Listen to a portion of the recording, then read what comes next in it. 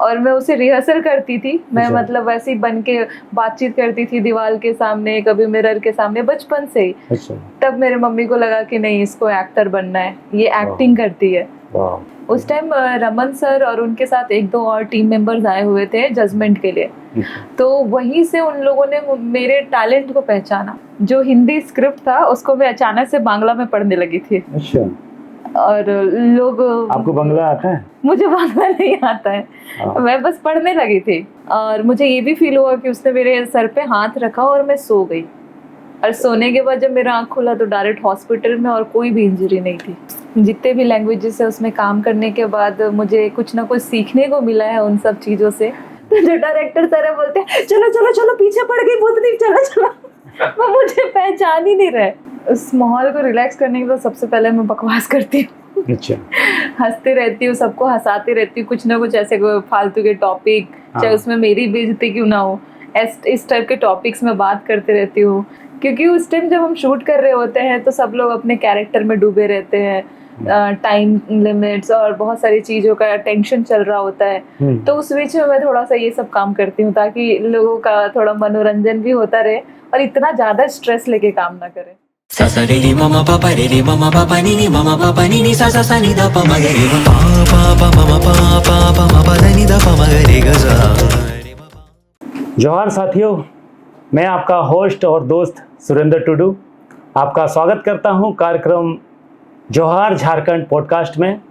और इसका ये दूसरे एपिसोड में जो कि प्रस्तुत कर रहे हैं सिनेमैजिक्स OTT प्लेटफॉर्म, जो कि झारखंड का पहला OTT प्लेटफॉर्म है। और आज के इस एपिसोड में हम आपके सामने जिस शख्सियत को ला रहे हैं वो किसी पहचान की मोहताज नहीं है।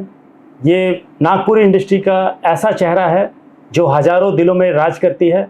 और इन्होंने ऐसे हिट गाने दिए हैं, साथ ही नागपुरी फिल्मों में भी काम किया है।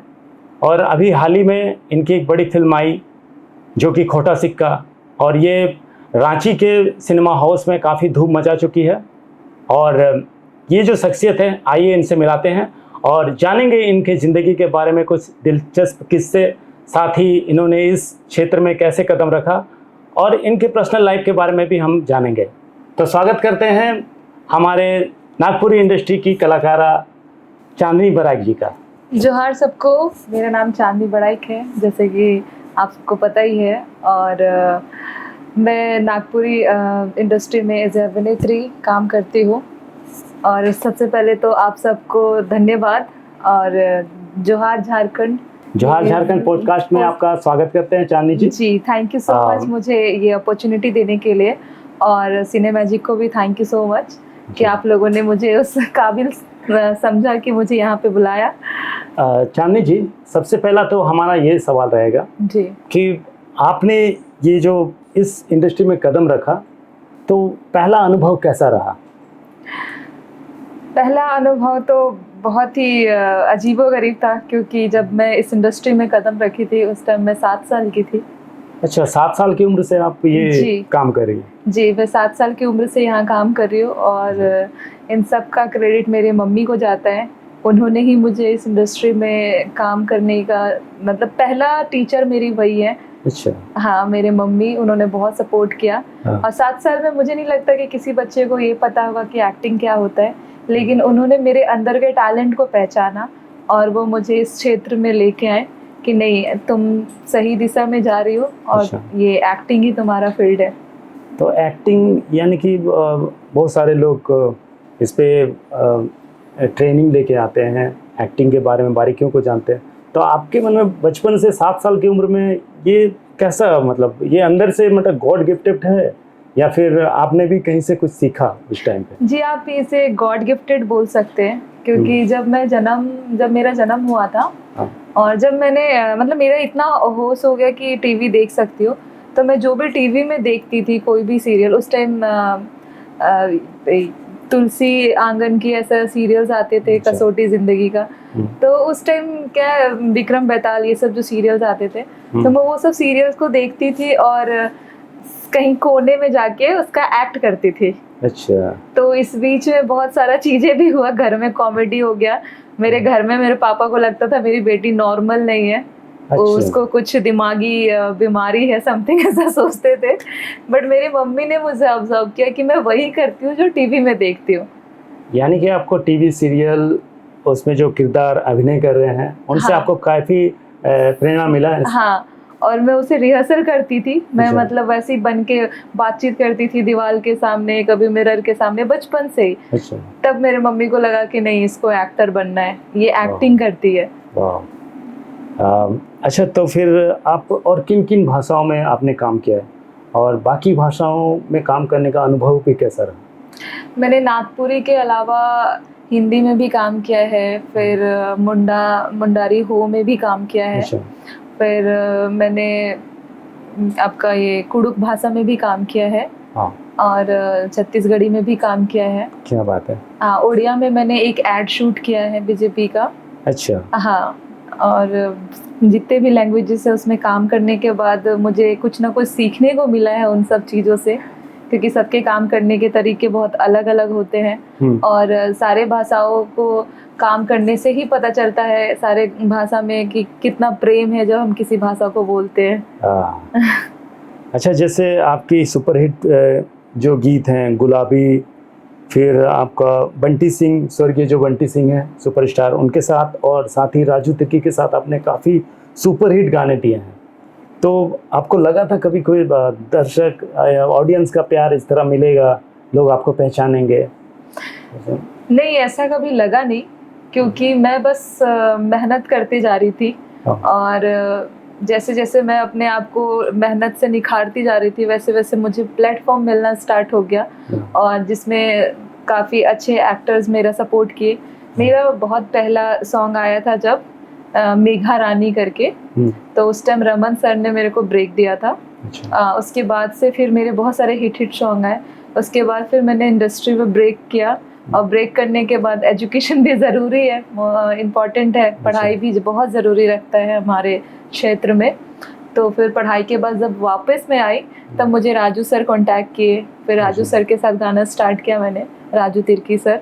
उसके बाद फिर बंटी सर, स्वर्गीय बंटी सर, वो बहुत अच्छे टीचर थे मेरे डांस के मामले में। उन्होंने मुझे बहुत कुछ सिखाया, और जितने भी सॉन्ग्स करते गई पब्लिक उनको बहुत प्यार देते गए। और अचानक से एक दिन मेरे घर के बाहर कुछ लोग आके कहते हैं ये चांदनी बड़ा का घर है।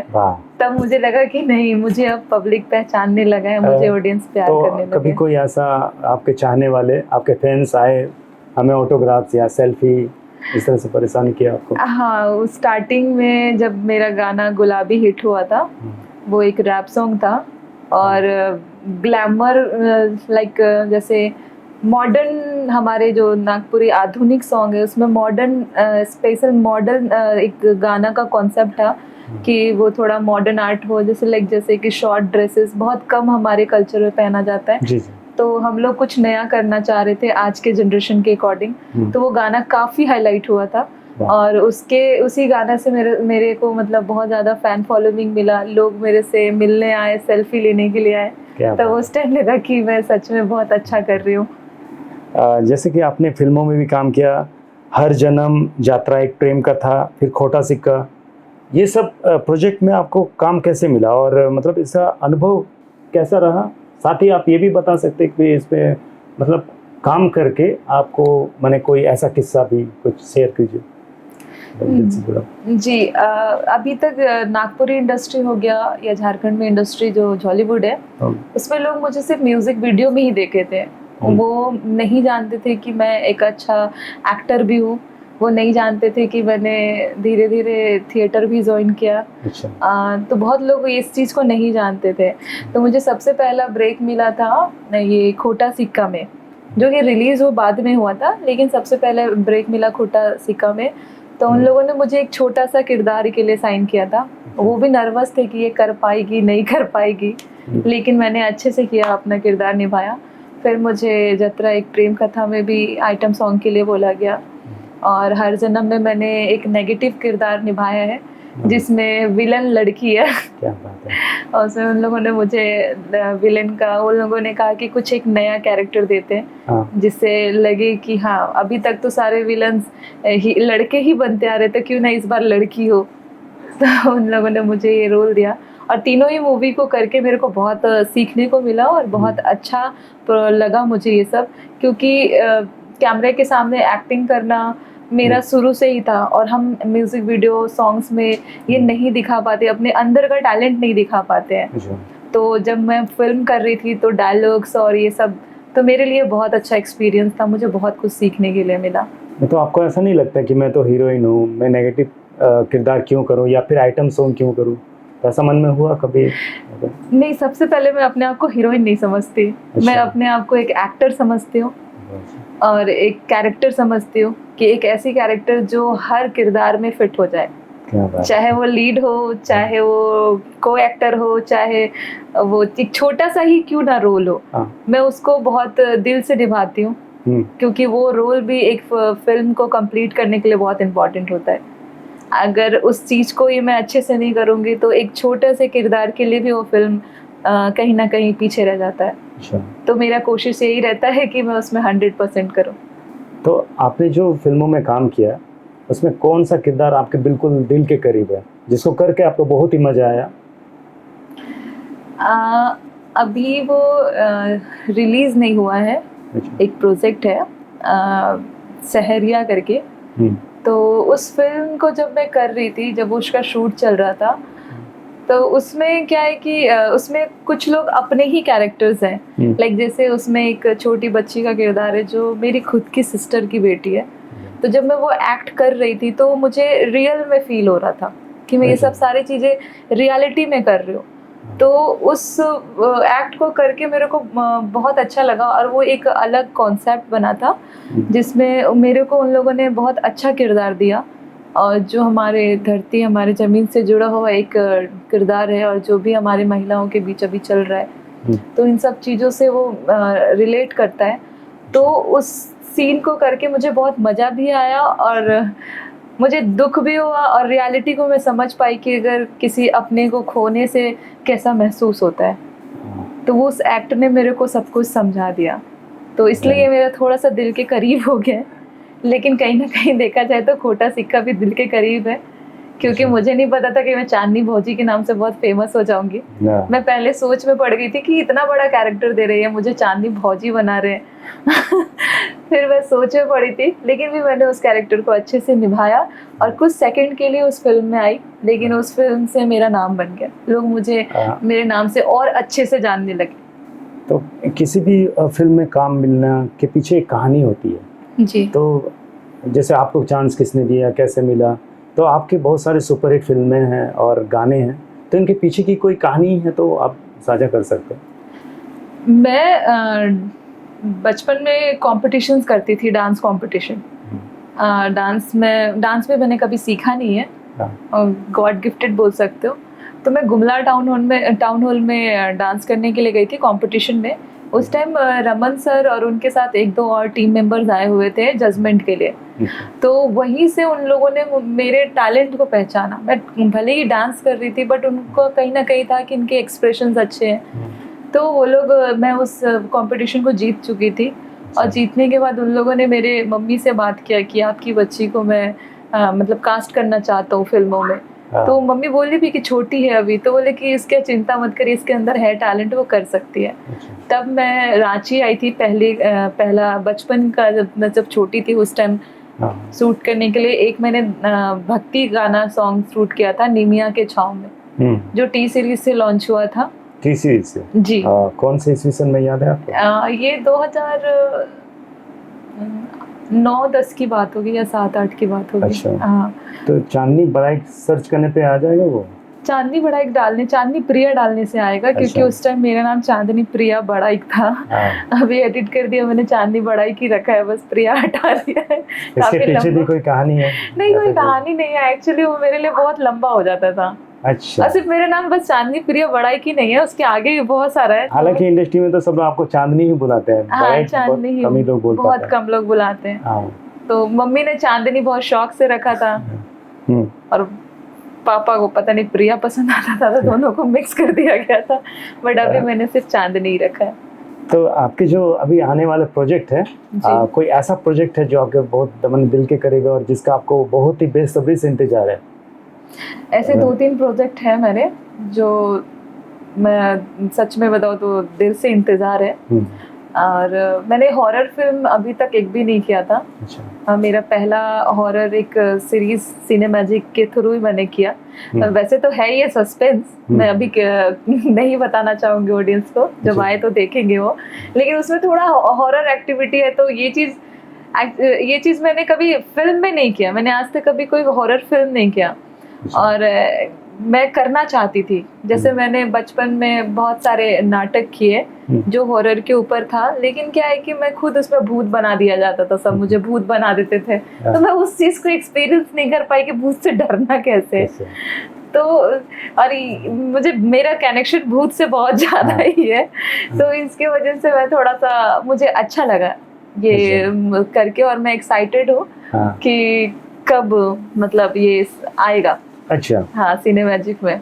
तो वो अभी मतलब शूट कंप्लीट हो गया है? हाँ, वो शूट कंप्लीट हो गया है जी। और जैसे कि मैंने बताया सहरिया के बारे में, तो उसका भी दिल से इंतजार है कि वो कब आएगा, जो मैं उसमें देखने जाऊँ, क्योंकि उसमें मेरे रियल इमोशंस दिखाई दिए। चांदनी जी, आपने कहा कि भूतों से काफ़ी लगाव है, तो ये लगाव कैसे, मतलब अभी जो आपने काम किया है फिल्म में, इस पे भी आप बहुत इंटरेस्टिंग घटना बता रहे हैं। नहीं सर, इस बात को रहने देते हैं। नहीं, फिर भी आप बता सकते हैं कि आपके लाइफ में ऐसे कुछ हॉरर कुछ हुआ है जिससे आप इन चीज़ों में ज़्यादा अट्रैक्ट करते खुद को? हमेशा ही होता रहता है, क्या बताऊँ मैं, कहीं पे भी कोई भी गली चौराहा ये भूत। मैं एक ही चीज को मानती हूँ कि अगर पॉजिटिविटी है तो नेगेटिविटी भी है। अच्छा। अगर मैं बहुत ज्यादा पॉजिटिविटी की तरफ अट्रैक्ट हूँ तो नेगेटिविटी खुद ब खुद मेरी तरफ अट्रैक्ट होंगे।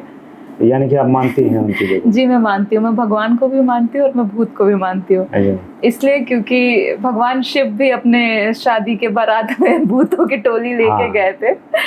यानी कि कहा जाए तो भूत प्रेत भी कोई मतलब गलत चीज नहीं करते हैं, जो गलत करते होंगे उनको ही सजा देते होंगे, ऐसा आपका मानना है? ये तो मुझे नहीं पता, बट मैं जब भी उनका एक्सपीरियंस लिया डर ही लगा है मुझे। अच्छा। और मेरे साथ बहुत ज्यादा हॉरर एक्टिविटी हो चुका है और मैं बहुत सारी चीजें ऐसा फेस की हूँ जिसके वजह से मुझे लगता है कि नहीं, ये सब चीजें एग्जिस्ट करते हैं। कुछ ऐसी घटना छोटे मतलब कुछ शॉर्ट में बता सकती हैं अगर ऐसे कोई घटना घटी है? हाँ, ऑफ कोर्स मैं एक छोटा सा स्टोरी बता सकती हूँ। जब मैं ये भूत होते हैं ऐसा मैं जब समझने लगी, मेरा एक थिएटर कंपटीशन था और ये यही था जिसमें मैं प्ले करने के लिए आई थी, जमशेदपुर में ही। अच्छा। तो क्या हुआ कि पता नहीं मैं कहाँ गई क्या कि मुझे खुद नहीं पता है, लेकिन जो हिंदी स्क्रिप्ट था उसको मैं अचानक से बांग्ला में पढ़ने लगी थी। अच्छा। और लोग, आपको बांग्ला आता है? मुझे बांग्ला नहीं आता है, मैं बस पढ़ने लगी थी। मैं हिंदी स्क्रिप्ट को बांग्ला में पढ़ने लगी थी और अलग अलग वेरिएशन में पढ़ रही थी, कभी बुजुर्ग बन के कभी बच्चा बन के। तो फिर लोगों को पता चला कि इसके अंदर कुछ तो है, तो लोकली कुछ पूजा पाठ वाले लोग, एक मणिपुर से टीम आई थी, तो वो लोग कुछ जान थे झाड़ फूक एंड ऑल, तो उन्होंने वो सब किया। तब पता चला कि मेरे अंदर मतलब किसी चीज का वो था। तो वो जो स्क्रिप्ट था वो क्या कुछ ऐसा डायलॉग लिखा था? वो हमारा प्ले का डायलॉग था जो हम प्ले करने वाले थे। अच्छा। वो कहानी भी कुछ ऐसी थी क्या? नहीं, कहानी वैसा नहीं था, कहानी नॉर्मल था, लेकिन हम लोग मतलब वही प्ले का जस्ट प्ले करने से पहले एक बार रिवीजन करते हैं ना पूरी टीम बैठ के, तो हम पूरी टीम बैठ के रिवीजन कर रहे थे। तो वो लोग हिंदी में बात कर रहे थे और मैं बांग्ला में बात कर रही थी। बाद में आपको लोगों ने बताया कि आप ऐसा एक्टिविटी कर रहे हैं? हाँ, मुझे उस टाइम कुछ याद नहीं था, मुझे जितना बताया गया है मैं उसी चीज को एक्सपीरियंस करके बता रही हूँ। उस पल को आप मतलब कुछ महसूस ही नहीं कर पा रही थी कि आपके साथ क्या हो रहा है? हाँ, उस पल आप कर रही थी, लोग देख रहे थे। हाँ, उसके बाद से ही मुझे पता चला। उस टाइम मैं 13 साल की थी। अच्छा। हाँ, उस टाइम मैं 13 साल की थी।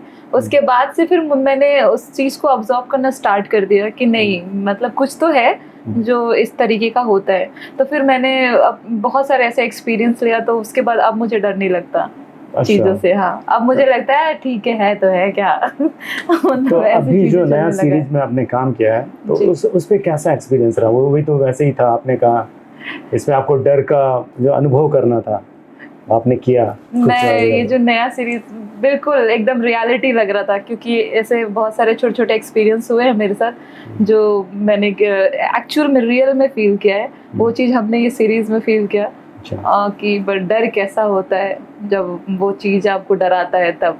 हाँ। तो ये सब सारी चीज़ें मेरे लाइफ में होती ही रहती हैं।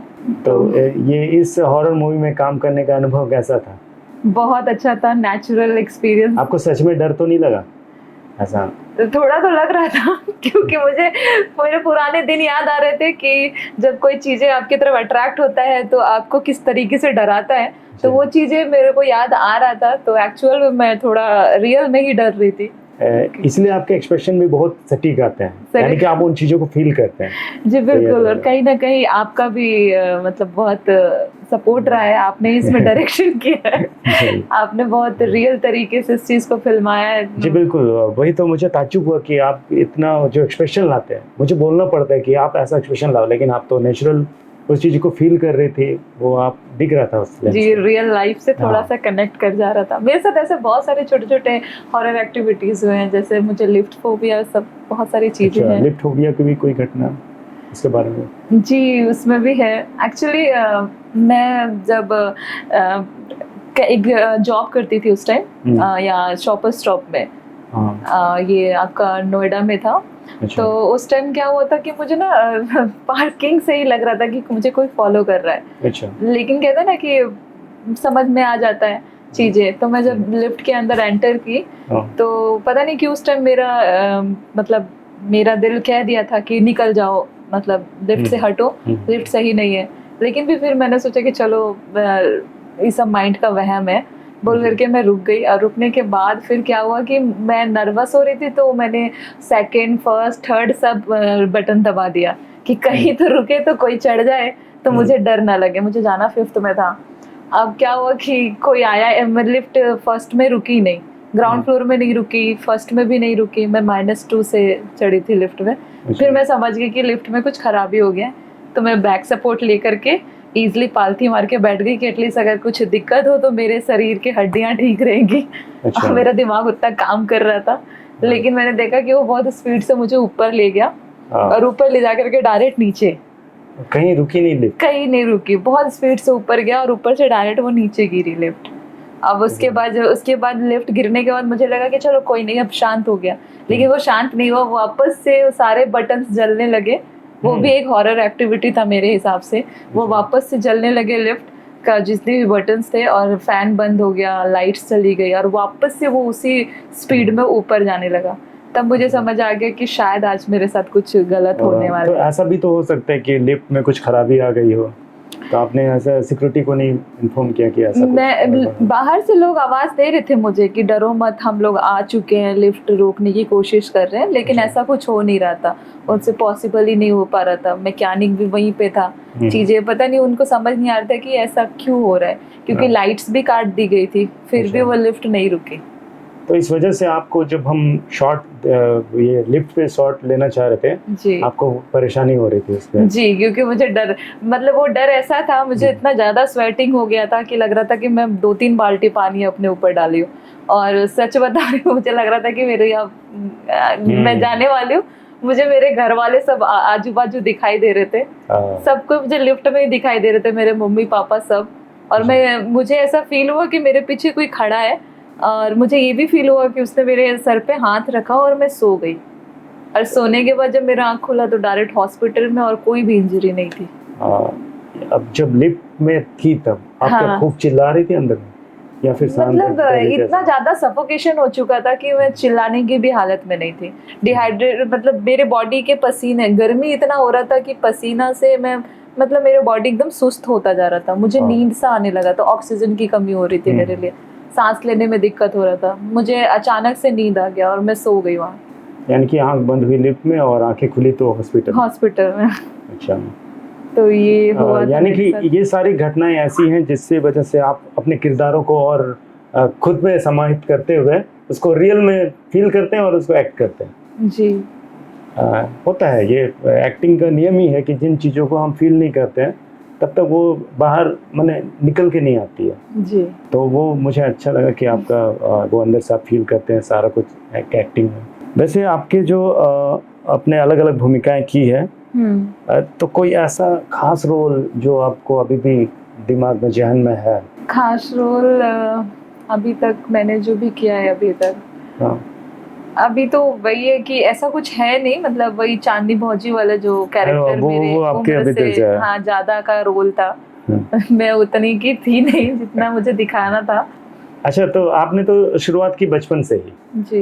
लेकिन क्या आपको ऐसा महसूस हुआ था कि मैंने मन बचपन से होता ना किसी का सपना, मैं इस लाइन पे आऊंगी, फिर लोग आपके लिए तालियां बजा रहे, आप इतनी पॉपुलर हुई, तो ये सारा सपना क्या बचपन से ही था या फिर ये जो सच अचानक बताऊं हुआ? तो मैंने सपना देखा ही नहीं कि मुझे करना क्या है। हाँ। बस मैं अपने आप को समझती गई और आगे बढ़ती गई। हम्म, मुझे लगता है मैं आज तक कभी भी ऐसा कोई काम ना हो जिसमें मैंने अपना एम देखा हो। मैं हर काम को करती आ रही हूँ अभी तक।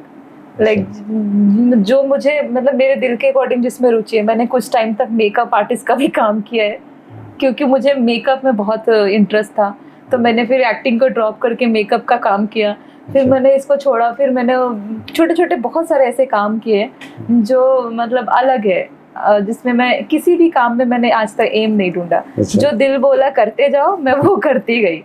लेकिन कहीं ना कहीं अभी ऐसा लगता है कि इन सब चीज़ों में जब मैंने अपने आप को देखा तो मुझे लगता है कि मैं ये जो एक्टिंग का काम है, जो एक्टर बनना है, एक अच्छा एक्टर बनना है, ये काम मैं बहुत अच्छे से करती हूँ। तो मुझे लगा कि अब मुझे इसमें ही रहना है, लेकिन कब तक रहना है मुझे नहीं पता। वैसे आपके इस सफर में कोई बड़ा चैलेंज जो आपको पूरी तरह से बदल दिया?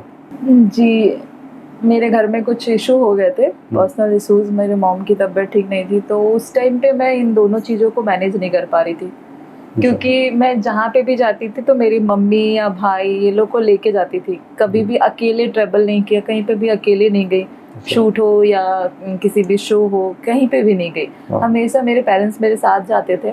और जब मेरी मम्मी का बीमारी आया, वो तबीयत जब उनका ख़राब हुआ, तो फिर वहाँ पे मुझे समझ नहीं आने लगा कि कैसे करना है। तो उस टाइम पे मेरा ये था कि मैं इस काम को छोड़ दूँ या आगे कंटिन्यू करूं। अगर आगे कंटिन्यू करना है तो मुझे अकेले बढ़ना होगा आगे जी। और मैं अकेले बढ़ने से बहुत घबरा रही थी। हर इंसान को शक की निगाह से देखती थी। मुझे किसी पे भी भरोसा नहीं होता था क्योंकि बचपन से ही हम लोगों ने देखा है कि दुनिया ऐसा है, दुनिया वैसा है। तो क्या हुआ कि उस चीज को ना मैं फेस नहीं कर पा रही थी।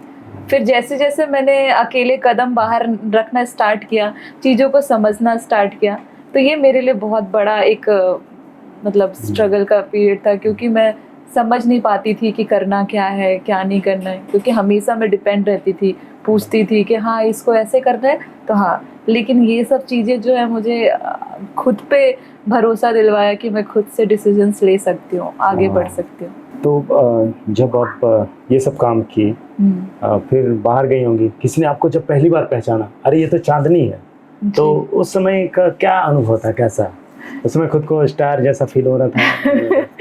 एक अलग ही खुशी महसूस होता है उस टाइम, जिसको हम लोग शायद वर्ड्स में बयान नहीं कर सकते। हाँ।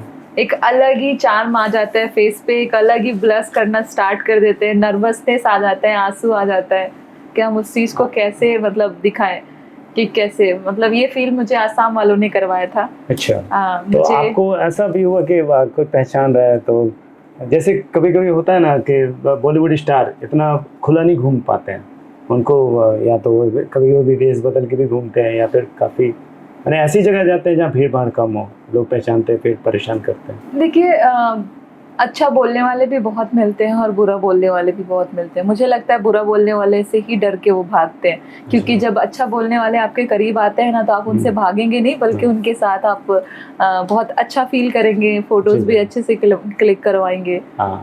तो मुझे ना अभी तक तो सारे अच्छे वाले ऑडियंस मिले हैं। किसी ने मेरे किसी भी कमेंट्स में कभी नेगेटिव कमेंट नहीं किया अभी तक। मतलब अभी तक जितने भी ऑडियंस का प्यार है वो सब सच्चे दिल से मेरे को प्यार करते हैं।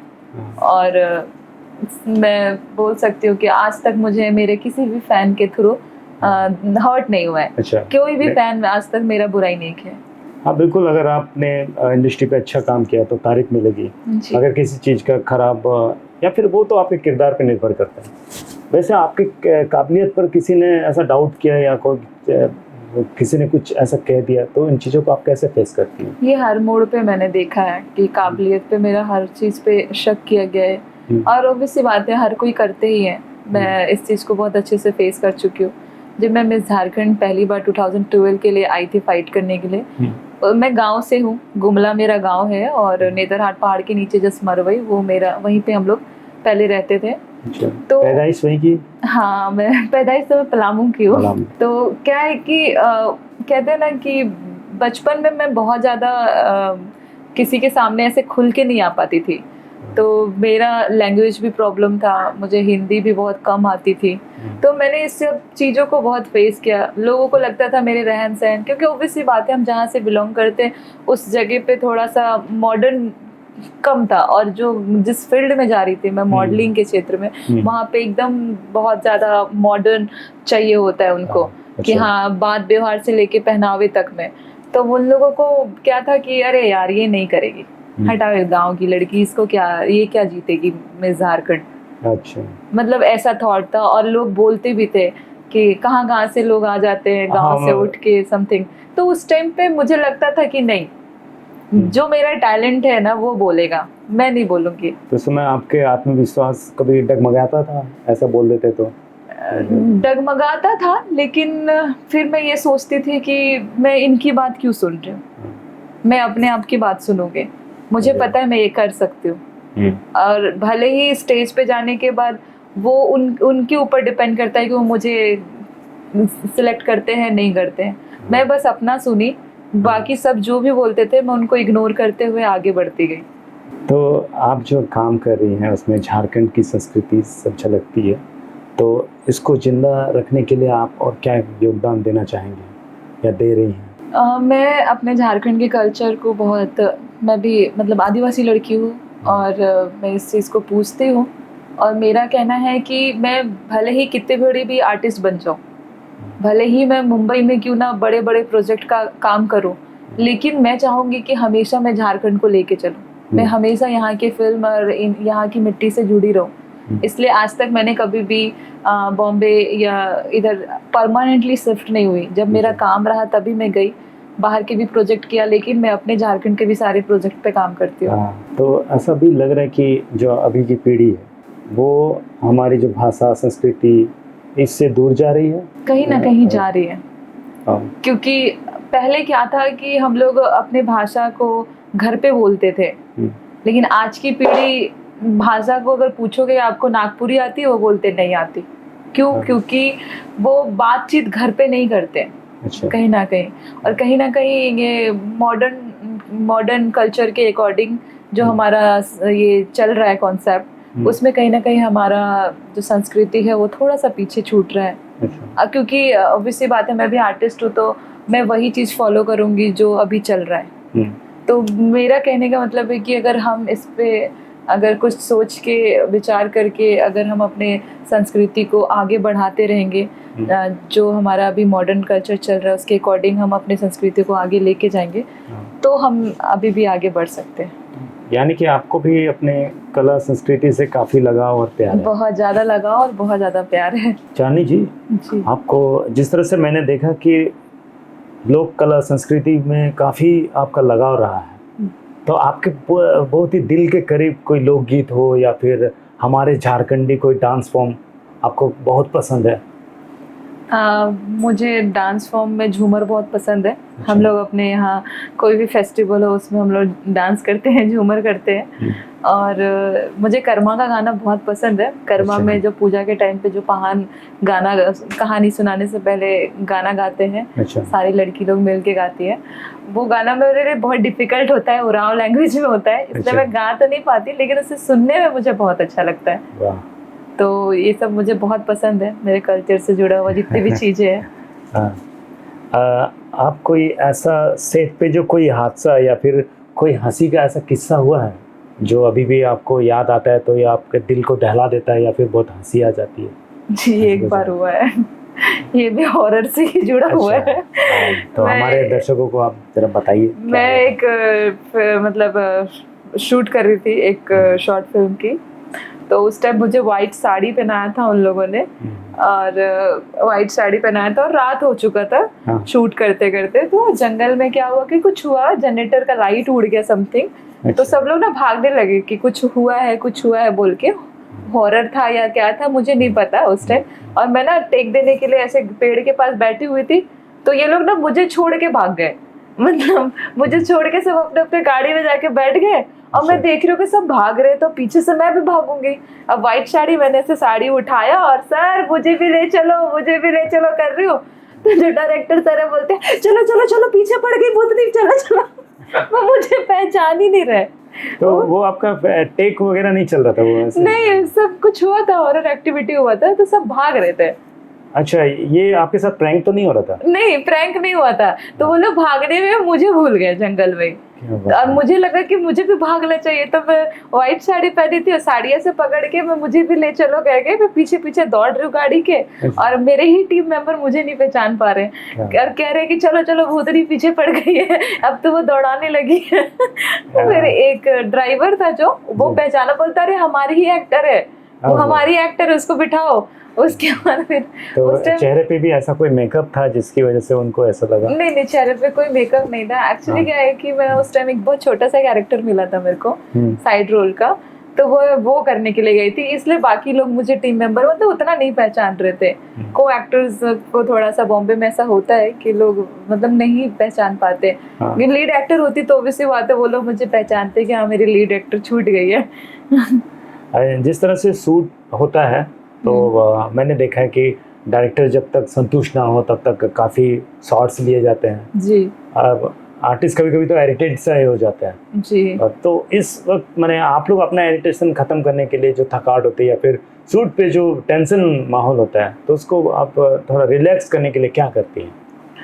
उस माहौल को रिलैक्स करने के लिए सबसे पहले मैं बकवास करती हूँ। अच्छा।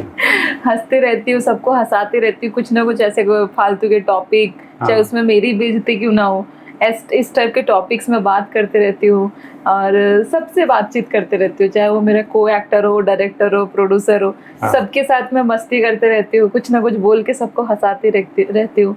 क्योंकि उस टाइम जब हम शूट कर रहे होते हैं तो सब लोग अपने कैरेक्टर में डूबे रहते हैं, टाइम लिमिट्स और बहुत सारी चीज़ों का टेंशन चल रहा होता है। तो उस बीच में मैं थोड़ा सा ये सब काम करती हूँ ताकि लोगों का थोड़ा मनोरंजन भी होता रहे और इतना ज़्यादा स्ट्रेस लेके काम ना करें।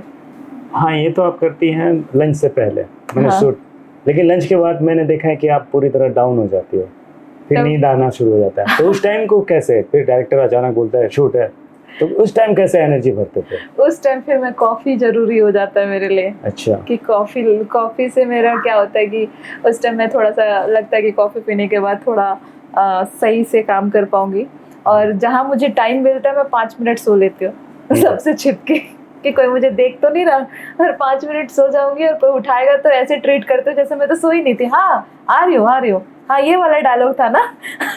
अच्छा, तो जैसे नींद आने के बाद जो है ना कैरेक्टर एक पल के लिए वो आप मतलब भूलना सा हो जाता है, तो क्या आपको याद रहता है कि मेरा ये कैरेक्टर है, ये डायलॉग बोलने हैं? तो होता है? जी मुझे याद रहता है, मैं कैरेक्टर में ही रहती हूँ। हाँ, मैं जब तक वो फिल्म या वो शूटिंग कंप्लीट नहीं होता है, मैं उस कैरेक्टर में ही रहती हूँ। मैं कभी अपने कैरेक्टर को उस टाइम पे नहीं चेंज करती, उसी कैरेक्टर में अपने आप को भी थोड़ा सा जगाती हूँ, उसके बाद फिर भूल जाती हूँ, फिर याद रहता है कि हाँ मैं इसी कैरेक्टर में हूँ। ठीक है, जैसे आप शूट कर लेते हैं इसके बाद घर जाना होता है जी, तो घर में परिवार का रिएक्शन कैसा रहता है, या फिर आपके परिवार में सबसे दिल के करीब कौन है जो आपको बहुत ही ज़्यादा सपोर्ट करते हैं? मेरे मम्मी पापा, मेरे भाई बहन, सभी लोग मेरे दिल के बहुत करीब है। सबके सपोर्ट से ही आज मैं यहाँ तक हूँ। और अभी घर वाले तो मुझे गेस्ट का नाम दे दिए, मेरा रूम भी नहीं है अब मेरे पास, सब छिन गया है क्योंकि मैं घर इतना कम जाती हूँ। सबको लगता है कि बस ये घूमने आती है घर पे, क्योंकि ज्यादातर काम अभी बाहर ही है। अब शूट पे तो आपको पता है अगर एक फिल्म की शूटिंग है तो 1 महीना आप सेट पे ही हो, उधर ही हो, जहाँ आपका लोकेशन है आप उधर ही हो। जैसे अभी देख सकते हैं कि मैं अभी जमशेदपुर में हूँ, तो वही घर में रहना बहुत कम हो जाता है। तो घर के बंदे आपको भूल तो नहीं जाते हैं? नहीं, उनको याद दिलाती हूँ ना फोन कर करके कि मैं हूँ। भूलते नहीं है, बट हाँ वही मेरे पापा कहते हैं कि तुम तो आपको ऐसा नहीं फील होता है कि शूटिंग और ये जो पूरे दिन का भागदौड़ की जिंदगी में मैंने परिवार छूट रहा है या कुछ मिसिंग करते हैं आप? लगता है, ये चीज़ लगता है ये लेकिन मैं इन सब चीज़ों को मैनेज करने की कोशिश करती हूँ। कभी कभी लगता है कि हाँ मैं पहले जितना टाइम नहीं दे पा रही हूँ अपने घर में, और पहले जितना चीज़ों को, दोस्तों को टाइम नहीं दे पा रही हूँ, तो मैं इन सब बीच में एक ऐसा डे निकालती हूँ जहाँ सिर्फ फैमिली के लिए हो या जहाँ सिर्फ दोस्तों के लिए हो। तो मैं सारे शेड्यूल तैयार करती हूँ। अगर 1 महीना का शूट है तो उसके बाद का 10 दिन मैं कोई काम नहीं लेती हूँ, बस अपने घर वाले और दोस्तों के साथ टाइम स्पेंड करती हूँ।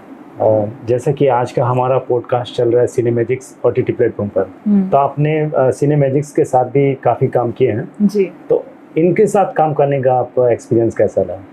सिनेमैजिक के साथ जो मैंने काम किया तो मेरे को जो एक्सपीरियंस मिला, सिनेमैजिक एक ऐसा प्लेटफॉर्म है कि मुझे लगता है कि झारखंड के सारे आर्टिस्ट के लिए बहुत अच्छा प्लेटफॉर्म है। और सिनेमैजिक काम के साथ साथ बहुत कुछ सिखाता है। ऐसा एक तो पहली बात तो मेरे को यहाँ घर जैसा फील होता है, मुझे बहुत सेफ महसूस होता है और अभी जितने भी प्रोडक्शंस हैं उसके अकॉर्डिंग, और यहाँ पे बहुत अच्छे से ख्याल भी रखा जाता है। और दूसरी चीज़ है कि आपके साथ एक्टिंग में ही आपको बहुत कुछ सिखाया भी जाता है। आप कब एक प्रोजेक्ट को डन कर दोगे और आप कब एक कुछ नया चीज़ सीख जाओगे, ये आप भी बिलीव नहीं कर सकते। जो चीज़ें हमें बाहर जाके नॉलेज गेन करना होता है, सीखना पड़ता है, वो यहाँ काम के दौरान हम सीख जाते हैं। तो सिनेमैजिक से आप कैसे जुड़ी, इसके पीछे कोई कहानी? जी, सिनेमैजिक के थ्रू मैं जब तब जुड़ी, एक सॉन्ग के लिए मुझे यहाँ के ही आर्टिस्ट थे जो यहाँ पे काम करने आए थे, जिनका नाम है मोनू राज सर और वर्षा दी। तो उन लोगों का यहाँ पे शूट चल रहा था, तो उन्होंने मुझे कांटेक्ट किया एक भोजपुरी सॉन्ग के लिए। अच्छा। तो उन्होंने बोला कि यहाँ पे शूट है सो तुम आ जाओ। तो फिर मैं आ गई यहाँ पे बिना कुछ सोचे समझे कि चलो चलते हैं। जमशेदपुर का भोजपुरी उस टाइम मेरा दूसरा प्रोजेक्ट था। अच्छा। एक बार बहुत पहले किया था बट वो रिलीज नहीं हुआ था कभी। तो मतलब एक तरीके से देखा जाए तो सिनेमैजिक ही मेरे को भोजपुरी प्रोजेक्ट करवाए, जो पहला जो रिलीज हुआ। तो फिर मैं यहाँ आई और शूट किया मैंने सिनेमैजिक के साथ, और मुझे लगा कि नहीं बहुत अच्छा है ये प्लेटफॉर्म और मुझे बहुत कुछ सीखने को भी मिल रहा है। काम भी यहाँ का प्रॉपर अच्छे तरीके से हुआ और सारा कुछ मुझे एक घर वाला वाइब आया। तो फिर उसके बाद से मैं फिर कंटिन्यू इसमें जुड़ी गई। वैसे सिनेमैजिक्स का कोई ऐसा भी किस्सा है जो आपको अभी भी याद है, कुछ इंटरेस्टिंग रहा हो, जहाँ डांट भी पड़ी हो आपको? हाँ। तो किस्सा आप शेयर कर सकते हैं? डांट तो नहीं पड़ी अभी तक मेरे को, सच बताओ तो मुझे नहीं पता, डांट नहीं पड़ा है अभी तक मेरे को। हाँ, लेकिन सीखने को जरूर मिला है। और एक हिस्सा है, हम लोग ठंड के टाइम पे शूट कर रहे थे। अच्छा। तो मैं बहुत बहादुर की तरह तो ऐसी चली गई। फिर आधा उस दिन हम लोगों का रात भर शूट चला था, रात के 3 बजे तक शूट चला था। और मुझे बीच में इतना ठंड लग रहा था कि मैंने ना कंबल भी मंगवा लिया, आग भी जला हुआ था और मैं कंबल ऐसे ओढ़ के बैठी हुई थी। जब शूट आ रहा था वापस से हटा रही थी, जब शूट नहीं था तब मेरा टेक नहीं होता तब। तो वो एक्सपीरियंस मेरे लिए बहुत अलग रहा कि पहली बार मैं इस तरीके से काम की हूँ कि मैं पूरा अपना व्यवस्था के साथ वहाँ पहुँची थी। तो जैसे कभी इतने देर रात तक काम होते हैं तो उस समय आपको बोरियत महसूस नहीं होती? नहीं, या फिर कोई शिकायत आपकी? नहीं, बिल्कुल नहीं, क्योंकि जब तक एक काम को प्रॉपर हम खत्म नहीं करते ना तब तक आपको खुद संतुष्टि फील नहीं होगा, आप संतुष्ट नहीं रहोगे। नेक्स्ट डे के इंतजार में क्या होता है कि पता नहीं जो आज कर पाऊंगी वो कल होगा कि नहीं। तो इसलिए मैं चाहती हूँ कि जितना भी टाइम लगे काम फिनिश हो जाए, खत्म हो जाए। तो क्या लगता है आपको इस तरह के प्लेटफॉर्म जो झारखंड में सिनेमैजिक्स ने जो एक साहस दिखाया है वो हमारे कलाकारों के लिए क्या साबित होगी? उनको कोई नया प्लेटफॉर्म मिलेगा जो लोग इस इंडस्ट्री में आना चाहते हैं? मैं तो यही बोलूँगी कि झारखंड का ये धर्मा प्रोडक्शन सीरियसली, अच्छा, क्योंकि जिस तरीके से अभी बॉम्बे लोग जाते हैं बड़े प्रोडक्शन में काम करने के लिए, मेरे हिसाब से कि हमारे झारखंड में जो सिनेमैजिक जो प्लेटफॉर्म है ना, ये बहुत बड़ा प्लेटफॉर्म है अगर हमारे आर्टिस्ट इसको समझ जाते हैं। क्योंकि सिनेमैजिक एक ऐसा पहली बार एक ऐसा OTT प्लेटफॉर्म है जिसमें आपके जो भाषा है उसको दिखा रहा है, आपके टैलेंट को दिखा रहा है।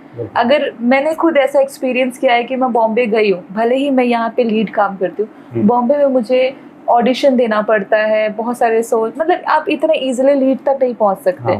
आप इतना इजीली लीड वर्क नहीं कर सकते, बहुत स्ट्रगल है। वो चीज़ आपको सिनेमैजिक दे रहा है।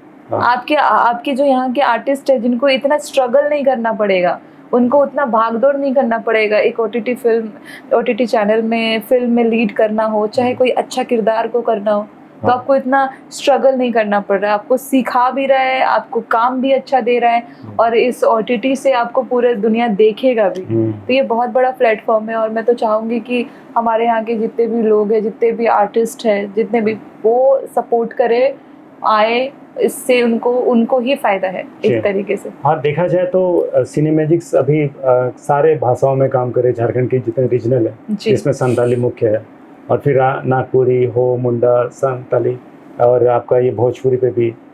तो ये जितने भी कलाकार हैं सभी को चांस मिल चुका है जी। और वैसे इसके भी एक दर्शक वर्ग भी बन चुके हैं जो अभी बहुत काफ़ी कुछ मैंने पसंद कर रहे हैं, और ऐसे ऐसे कंटेंट अभी आने वाले हैं या आ गए हैं जिससे लोग खुद को जुड़ाव महसूस कर रहे हैं। जी, ये सिनेमा जी एक तरीके से एक बहुत बड़ा बॉन्डिंग चैन का काम कर रहा है, जो सारे भाषाओं को लेके चल रहे हैं एक साथ। आने वाले 5 सालों में आप खुद को कहाँ देखती हैं? आपका कोई ड्रीम प्रोजेक्ट ऐसा? मेरा तो एक ही ड्रीम है कि मैं अपने आप को उस लेवल का एक अच्छी एक्टर बना लूं कि अगर कोई फिल्म तैयार हो रहा है, कोई फिल्म बन रहा है, तो लोग बोले भाई चांदनी को बुला, उसके बिना ये फिल्म नहीं बन पाएगा, ये कैरेक्टर तो उसी का है। अच्छा। तो मैं अपना पहचान ऐसा बनाना चाहती हूँ। ऐसा कुछ है कि कोई लड़की बोले कि मुझे चांदनी दीदी जैसा बनना है, तो मान लिया आप कहीं जा रहे हैं, ऐसा बनना है, तो उस बच्चे को आप क्या सलाह देना चाहेंगे? उसको सबसे पहले यही सलाह देना चाहूँगी कि पहले बात अपना एजुकेशन कंप्लीट करो, क्योंकि हम जिस फील्ड में हैं यहाँ एजुकेशन बहुत बहुत ज़्यादा ज़रूरी है। बिहेव, बात करने, अब जब तक हम एजुकेटेड नहीं रहेंगे, हम बात कैसे करना है, क्या करना है, हम नहीं समझ पाएंगे। दूसरी चीज़ कि अपने आप पर भरोसा रखना है, कि सुनो सबका लेकिन करो अपना, क्योंकि यहाँ पे सुनाने के लिए, आपको गिराने के लिए बहुत लोग होंगे, लेकिन उठाने के लिए कोई एक ही इंसान होगा, उस इंसान को पहचानना है। और आप जिस लक्ष्य में जा रहे हैं उस सीढ़ी बहुत बहुत लंबा है और उसको चढ़ते जाना है। अगर आप पीछे मुड़ के देखेंगे या पीछे आने की कोशिश करेंगे तो ये एक ऐसा दलदल है कि आप ना पीछे आ सकते हैं ना पीछे मुड़ के देखेंगे तो आप डायरेक्ट गिर जाएंगे। तो बस आपको चलते जाना है और अपने आप पे भरोसा रखना है, अपने टैलेंट पे भरोसा रखना है और अपने टैलेंट को ही सीढ़ी बनाना है। तो वैसे आपने तो इतने सारे प्रोडक्शन हाउस के साथ काम किया, काफ़ी अलग अलग किरदार निभाए, तो ऐसा कौन सा प्रोजेक्ट है या कौन सा प्रोडक्शन हाउस के साथ आपको अभी तक का जो अनुभव हुआ उसके बारे में आप कह सकती हैं? मेरे को बेस्ट अभी तो सिनेमैजिक ही लगा है, जहाँ से मुझे सीखने के लिए बहुत कुछ मिलता है। लेकिन क्या है कि ऐसे बहुत सारे प्रोडक्शन हैं जिनके साथ मैंने काम किया है, तो अलग अलग नॉलेज गेन किया मैंने। अच्छा। और बहुत जगह बहुत सारे ऐसे प्रोडक्शन हाउस भी हैं जिनका नाम तो नहीं लेना चाहूँगी मैं, लेकिन वहाँ पे अनसेफ लगा है। अच्छा। हाँ, तो ये इंडस्ट्री ही वैसा है, बस इस चीज़ को समझना है और आगे बढ़ते जाना है। यानी कि सबसे ज्यादा मजा आपको सिनेमैजिक्स के साथ काम करके आया? क्योंकि मैंने पहले ही बता चुकी कि यहाँ पे एक परिवार जैसा फील होता है मेरे को। अच्छा। तो आपको झारखंड में इतने सारे डिश है, मतलब हमारे झारखंड डिश की बात कर रहे हैं, कौन सा खाना आपको बहुत ज्यादा पसंद है झारखंड का? खाना ओके। मुझे सबसे ज्यादा पसंद है छिलका रोटी। छिलका रोटी? हाँ, छिलका रोटी। मैं मतलब वेजिटेरियन नहीं हूँ, नॉन वेजिटेरियन हूँ, तो छिलका रोटी मम्मी बनाती थी। छिलका रोटी और एक होता है धुथू। अच्छा। धुथू जो पत्ता में बनता है, उसके अंदर उड़द का दाल होता है, तो धुथू और छिलका का कॉम्बिनेशन बहुत अच्छा होता है और उसको अगर आप मटन के साथ खाएं तो और भी टेस्ट उसका अलग ही आ जाता है। आपको बनाना आता है? हाँ, बनाना आता है। अच्छा। लेकिन उसको टमाटर की चटनी के साथ भी खा सकते हैं, वेजिटेरियन के लिए। ये टमाटर आलू को मिक्स करके बनता है और ये खाना बहुत बेस्ट लगता है। तो यानी कि घर में आप फ्री रहते हैं तो कुकिंग वगैरह करते हैं? हाँ, कुकिंग वगैरह करती हूँ मैं। अच्छा। सब बना लेती हूँ। तो खाना आपका फेवरेट डिश मैंने कौन सा अगर बनाने दिया जाए तो आप उसको बहुत दिल से बनाएंगे उन चीजों को? देखिए, मेरा फेवरेट डिश तो भात है। चावल सिर्फ पानी डालना, चावल डाल के उसको उबाल देना? नहीं, मतलब मेरा कहने का मतलब है कि जिस चीज को खाकर आपका मन ना भरे कभी, वही आपका फेवरेट होना चाहिए। अच्छा। और बाकी मान लेते हैं मैं बोल दूंगी पिज्जा मेरा फेवरेट है। अगर मतलब आपको बनाने में कौन सा डिश पसंद आता है? बनाने में भी भात ही पसंद आता है। उसमें ज्यादा मेहनत नहीं? ज्यादा मेहनत नहीं करना पड़ता है। वैसे आपका पसंदीदा जगह कोई है जहाँ जाकर आप खुद को मतलब खो देती हो ऐसा? मेरा एक पसंदीदा जगह है, जैसे मैं बचपन से ही, मेरे को पहाड़ी मंदिर बहुत पसंद है। अच्छा, ये कहाँ ये है? रांची में है पहाड़ी मंदिर। मैं बचपन में पता नहीं, मुझे जब भी ऐसा तनाव फील होता था हाँ। तो मैं पहाड़ी मंदिर में सबसे ऊपर जाके, मंदिर के अंदर नहीं, हाँ। मंदिर के बाहर ही सबसे ऊंचाई में जाके बैठती थी। हाँ। और पता नहीं क्या क्या करते रहती थी वहां बैठ के, देखती रहती थी पूरा टाउन सब कुछ। और ऐसा नहीं बोल सकते कि मैं पूजा करने के लिए स्पेशली जाती थी, पूजा करने के लिए नहीं जाती थी, लेकिन मैं वहां जाती जरूर थी। अच्छा। और बैठती थी, और जब मुझे भूख लगता था तो जो भी प्रसाद चढ़ाए हुए रहते थे वो सब उठा के लाती थी जमा करके, और उसको खाना स्टार्ट करती थी। फिर वहां बैठ के मैं कुछ कुछ लिखती रहती, मैं कहानी भी लिखती हूँ। हाँ। तो कुछ कुछ जो दिमाग में आता था वो मैं लिखती रहती थी, पढ़ती रहती थी। एग्जाम्स की अगर तैयारी करना है तो मुझे वहां पे ही शांति मिलता था। अच्छा। और वैसे मुझे हिल स्टेशन बहुत पसंद है, मुझे पहाड़ों पे मतलब नेचर से जुड़ के रहना मुझे बहुत पसंद है। बिल्कुल, और झारखंड तो वैसे भी पहाड़ों का ये जी, बिल्कुल। राज्य है, काफी मनमोहक दृश्य है यहाँ पे। जी। और वैसे आपके को एक्टर में कोई कौन सा ऐसा एक्टर है जो काफी शरारती लगा आपको? मेरा को एक्टर में एक ही को एक्टर बहुत शरारती है, वो है राजू तिर्की। जिनके साथ अगर मैं कोई भी गाना या कोई भी प्रोजेक्ट कर रही हूँ और उस सेट में हा हा ही ये नहीं हुआ तो फिर तो आप भूल जाओ। अच्छा। वो मेरा टांग खींचते, मैं उनका टांग, हम दोनों के बीच में चलता रहता है छत्तीस का ये चिल्लम चिल्ली मजाक मस्ती। सेट में शूट करते वक्त ऐसा भी हुआ कि झगड़ा हो गया आप दोनों में? हाँ, बहुत बार हुआ है। डायरेक्शन या प्रोडक्शन हाउस आप परेशान हो गए, अब कैसे क्या करें? नहीं, प्रोडक्शन हाउस को हमने कभी परेशान नहीं किया। झगड़ा होने के बाद भी हम लोग एक साथ काम किए हैं, भले ही वो रिएक्शंस अंदर से कुछ और बाहर से कुछ और होता होगा, वो अलग चीज है। चांदनी जी, जैसे आप इतनी टैलेंटेड है, इतनी शरारती है, हंसमुख है, साथ ही इतनी खूबसूरत भी है, तो अपने आप को एक शब्द में कैसे बयान करेंगी? अपने आप को एक शब्द में मैं बताना चाहूँगी आप सबको कि मैं बहुत इमोशनल हूँ।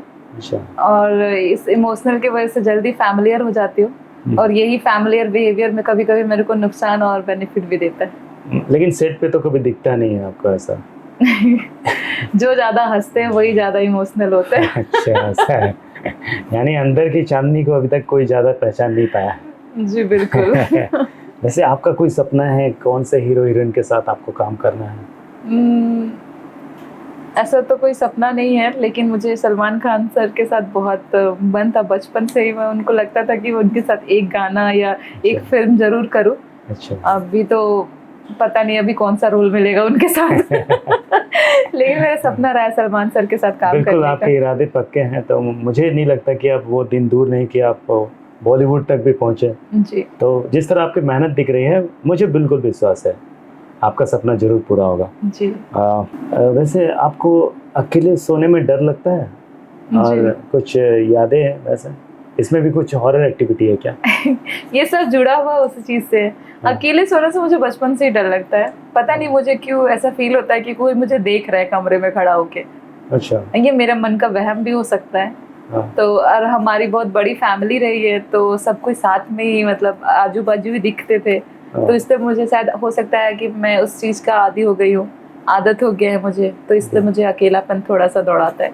हाँ, तो अगर ऐसा हुआ कि आपको अकेला ही रहना पड़ रहा है, तो उस टाइम पे आप कैसे, उस डर को कैसे भगाती हो? मैं डर को भगा ही नहीं पाती हूँ, मैं किसी ना किसी को पकड़ के ले आती हूँ कि चल मेरे साथ सो ले। चाहे वो होटल स्टाफ हो, कोई लड़की, या तो क्योंकि सिनेमैजिक का स्टोरी है। लास्ट टाइम मैं काफी रात हो गया था और मेरे साथ कोई भी नहीं था, और मैं सर के पास जाके बोलती हूँ कि सर प्लीज कोई लेडीज है, कोई लड़की स्टाफ है तो मेरे कमरे में भेज दीजिए, मैं अकेले नहीं सो पाती। और सर को टेंशन हो गया, भाई मैं किसको इतना रात को भेजूं। फिर किसी ना किसी तरीके से वो ढूंढ के लाए, और उसके बाद फिर वो लड़की मेरे साथ सोई, हम लोग रूम शेयर किए। अच्छा। तो मुझे अगर बाई चांस वो भी अवेलेबल नहीं होता तो फिर भी आप क्या करते? रात भर जागे रहती या फिर टीवी या मोबाइल देख के अपना टाइम पास कर सकते थे? रात भर ऐसे ही चला जाता, फिर मेरा रात भर टीवी देख लेती हूँ, या फिर जब मुझे लगता है कि अरे अब क्या करूँ, तो फिर मैं शॉपिंग ऐप का, जैसे गेम लोग खेलते हैं ना, हाँ। मैं ज्यादातर शॉपिंग ऐप सर्च करती हूँ। हाँ। उसमें देखते रहते शॉपिंग ऐप में कि ये ड्रेस खरीदती नहीं हूँ, बस देखती रहती हूँ, मुझे बड़ा पसंद है वो देखना। अच्छा। और वही देखते देखते कब सो जाती हूँ पता नहीं चलता। वैसे आपके लाइफ में इतनी सारी डरावनी घटना घटी है, जी। हॉरर एक्टिविटी हो चुकी है, तो वो कोई और ऐसा हॉरर एक्टिविटी जो डरावना पल जो अभी भी आपको माने दिल दहल जाता है? अब वैसे तो अभी अंधविश्वास का टाइम है, लोग काफ़ी कम विश्वास करते हैं और लोग जानना भी चाहते हैं किसी किसी के साथ घटना घटी है, आपके साथ वाकई में ये घटना घटी है, तो आप उस पल को थोड़ा अगर शेयर करेंगे तो और भी दिलचस्प हो जाएगी। हम लोग एक बार ट्रैकिंग पे गए थे घूमने के लिए, ऐसे रिवर राफ्टिंग और ये सब करने के लिए। मेरे कलीग्स और कुछ मेरे फ्रेंड्स थे, उनके साथ हम लोग टोटल 11 लोग गए होंगे। 11 लोग का ड्राइवर मिला के 11 थे। तो हम लोग गए थे ऋषिकेश प्रॉपर नहीं बोल सकते, ऋषिकेश और नीलकंठ वाले रास्ते के बीचों बीच में थे हम लोग राफ्टिंग करने के लिए गए थे। और हमारे साथ वहाँ पे बहुत बड़ा एक हॉरर एक्टिविटी हुआ जिसपे हमें पता चल गया कि नेगेटिविटी एक्चुअल में होती है, अगर वो हमारे ऊपर नहीं है तो कहीं ना कहीं दिख जाता है वो। अच्छा। तो उस टाइम हमारे साथ बहुत बड़ा हादसा हुआ जिसमें अब सोच लीजिए कि मर ही गए थे हम लोग। लेकिन कहते हैं ना कि नेगेटिविटी को देखे तो हम लोग कहीं ना कहीं पॉजिटिविटी से भी मिले। तो मैं भगवान शिव को बहुत मानती हूँ, उसी टाइम से बहुत ज़्यादा मानने लगी। उनका दर्शन हम सब ने किया है, मैं ये दिल से कहती हूँ। लोगों को भले ही इस बात पे विश्वास ना हो, लेकिन मैं कहती हूँ कि मैं मिली हूँ भगवान शिव से। वो भले ही वो उस टाइम हमारा रक्षा नहीं करते तो शायद आज हम जिंदा नहीं होते। अच्छा, ऐसा भी है जी। तो ये बहुत बड़ी स्टोरी है और ये हमारे लाइफ का सबसे बड़ा डर का सामना करना। उस टाइम हम लोग सोच ही लिए थे कि अब हम लोग बचने वाले तो नहीं है। हमने अपने मौत को बहुत करीब से देखा। और तो हमने कितने दोस्त रहे होंगे आप लोग? हम 11 थे। 11 थे। तो ये आप जो फील कर रहे थे सब 11 दोस्त सब लोग को ये सब लोगों ने इस चीज को फील किया, सबके साथ ये एक्सपीरियंस हुआ। और सबके साथ वो पहली बार ही था। और आज के डेट में सब धार्मिक बने हुए अच्छा। पहले क्या था कि हमें भगवान पे बिलीव देता, मतलब घूमना फिरना पार्टी करना एंड ऑल ये सब। कोई एक तो ब्राह्मण लड़का था, वो ब्राह्मण होने के बावजूद भी वो उतना ज्यादा नहीं था। लेकिन आज के डेट में हम जितने भी दोस्त जिनके साथ ऐसा हुआ, आप उनसे मिलेंगे तो आपको लगेगा कि बाप रे इतने धार्मिक। कोई मंदिर में जा करके गरीबों का सेवा कर रहा है तो कोई कुछ, मतलब उस एक्सपीरियंस से ना हम लोगों को जीवन ही बदल गया। जीवन ही पूरे तरीके से बदल गया। नास्तिक से कह सकते हैं कि मतलब आस्तिक बन गए। उस टाइम हम लोग इन सब चीजों पे बिलीव नहीं करते थे, क्या है ये सब। तो आप लोग वहाँ पूजा करने गए थे या फिर ऐसे ही घूमने फिरने? हम लोग घूमने गए थे। हम लोग तो पूजा के नाम से गए ही नहीं थे, सच बताऊं तो। हरिद्वार लोग पूजा के नाम से जाते हैं कि हम मंदिर का दर्शन करेंगे, भगवान से जुड़े हुए चीजों को हम देखेंगे। लेकिन हम लोग वहाँ गए ही थे रिवर राफ्टिंग करने। अच्छा। कि हमें हमारा कोई इंटरेस्ट ही नहीं था मंदिर वगैरह में। ऐसा नहीं है, हम लोग गंगा जी में नहाए भी। नहाने के बाद किसी ने नहीं, कोई नहीं गया मंदिर, ना ही कोई प्रणाम करने गया, ना ही कोई पूजा करने गया। हम इतने बड़े, मतलब हमारी बुद्धि इतनी भ्रष्ट हो चुकी थी।